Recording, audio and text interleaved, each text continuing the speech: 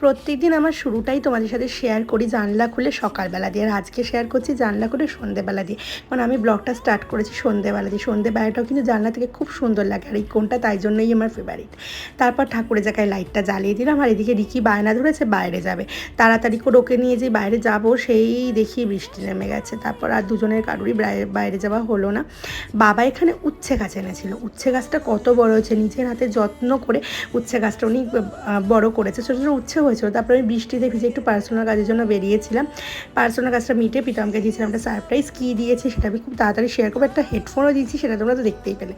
বৃষ্টির জলে মাথা যন্ত্রণা করছিলো, মাকে একটু টিপে দিতে বললাম। আর আমার লাইফে নতুন অ্যাড হয়েছে মেহেন্দি, কারণ আমি মেহেন্দি শিখছি, তাই একটু মেহেন্দিটা ঝটপট করে প্র্যাকটিস করে নিলাম। এদিকে মা ডিনারে দিয়েছে খিচুড়ি আর ঘি দিয়ে পারফেক্ট একটা বৃষ্টির দিনে ডিনারটা শেষ করলাম। রিকি এখানে লম্বা ঘুম দিয়েছে। এভাবেই একটা সিম্পল ডে কাটলো। টাটা, তোমাদের সাথে দেখা হচ্ছে নেক্সট মিনি ব্লগে।